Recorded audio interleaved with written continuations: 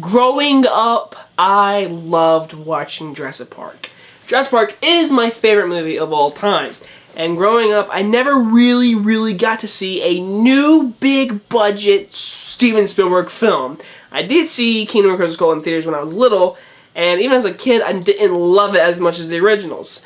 So, and then the 2010s happened, and all he did was history movies. And so when I found out that he was finally going to do a big budget movie, I got excited, guys, because this is the Steven Spielberg I deeply know growing up, and this movie brought it. Ready Player One. This film is directed by the one and the only Steven Spielberg, who has returned to a big budget $150 million movie.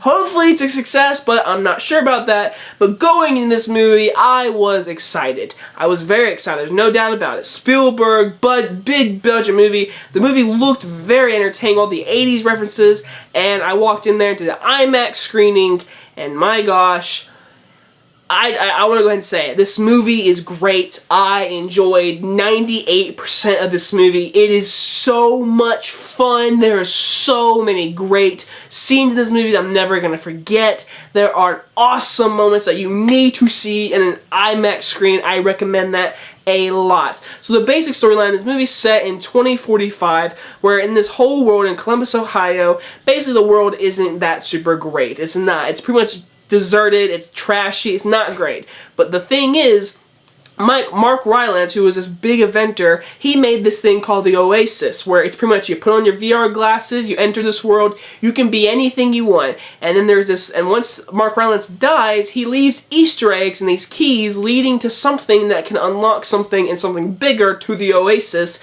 And they're all going after this challenge. There's challenges, they have to figure the puzzle out, and they have to win the whole thing. This government is coming after him. Ben Mendelsohn as this main corporate dickhead guy is coming after him, and we have our movie. And it's kind of like old Spielberg, government's coming after like teenagers kind of stuff, which just had the vibe. First things first, the film is directed beautifully. I mean, come on. I mean, even if the movie sucked, the directing would be great. Spielberg, I don't think I've never seen him make a directing bad choice in movies except for Crystal Skull, but man, did he do an awesome job in this movie. I mean, this felt so much like Spielberg. This felt so like 90s, 80s Spielberg. It totally did. 100%. I'm not gonna lie, I was a little nervous for the whole CGI, this Oasis VR world. How is it gonna work? Am I gonna really like this world? My gosh, I like the Oasis world more than the human aspect of the movie. The Oasis is an awesome place, and I kind of want it to happen because that was so cool. There are so many 80s references in this movie. It is ridiculous. But and I know a lot of people are like, are they just there for just having there and be like, oh, I know that. No, all of them have a kind of purpose, and they all serve like to the story, and some of them are main plot points to the story.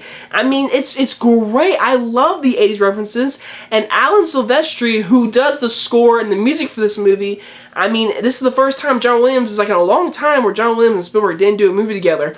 But I was not disappointed. Alan Silvestri, the music is so great. His score, it was amazing. It was awesome. The music is one of the best parts in this movie, in my opinion. I loved Alan Silvestri's score, and I, of course, loved all and enjoyed the 80s music. It just felt so right in this movie. But Spielberg does it again, guys. His directing is so beautiful.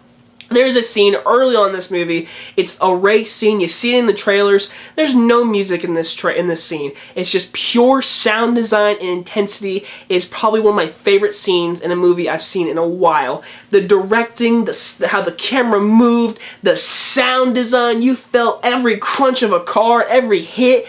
It was filmed amazingly. It is probably my favorite car chase race scene I've seen in a very long time. It was great scene, and it is worth me buying another ticket just to watch that scene again. No lie.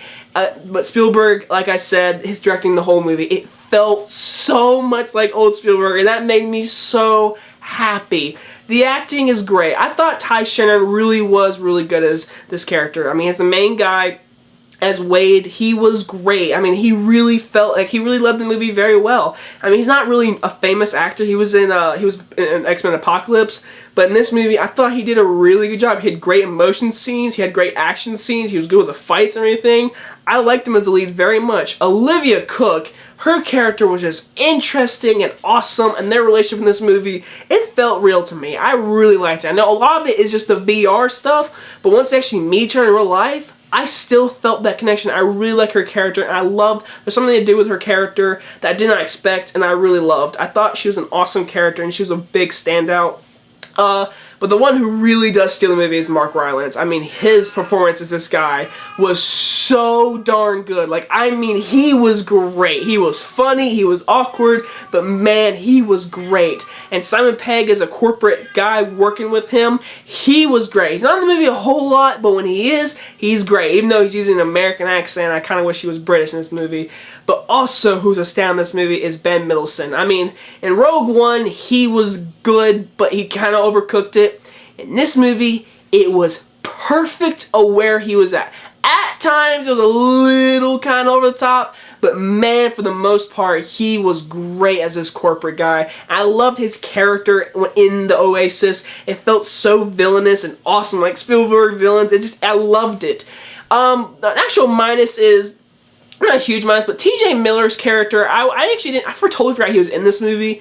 His character, I enjoyed, but if there was times where his character felt very out of place in that scene, like that was my only criticism for him. When you see the movie, you'll understand what I mean. I mean, he had a cool design, he had cool moments, but there's just something about him and T.J. Miller as this character, I don't know, it just didn't fit in my opinion, but he was fine.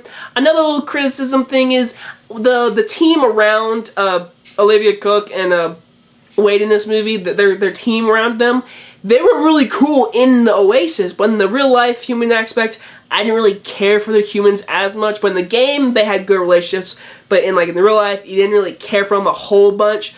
But they still felt like a team, which was awesome. And the action scenes are awesome. There are so many just great 80s references used in the action scenes that are great. And there's a scene in this movie where it takes place entirely in a movie. I will not spoil a single thing about this scene, but it is one of my favorite scenes I have seen in a long time. When you see it, you'll know what I'm talking about, but it takes place all in a movie. I had a grin on my face the entire time. And I especially grinned when the T-Rex from Jurassic Park showed up. That just made me happy. And Kong, and just, there are just so many great moments, great character moments, great action scenes. This movie felt like an adventure. It felt like 1980s, 90s Spielberg, which I love. I haven't been able to grow up and actually seen a new adventure Spielberg does, and to see it now and to be it so good and original. It felt very original, even though it is a famous book and all. It makes me want to read the book. But man, Ready Player One, it is one of my favorite movies of the year so far. Probably number 1 or 2. Love Simon, Black Panther, and this one. I mean, this movie was just awesome and entertaining, and I will give it an A+. I almost gave it a really high A, but guys, just for me to experience Spielberg in a new adventure, that's rare. That's rare, guys. I mean, I know we're getting Indiana Jones 5 and stuff, but this is just a rare sight, and for me to finally see it, it makes me so happy.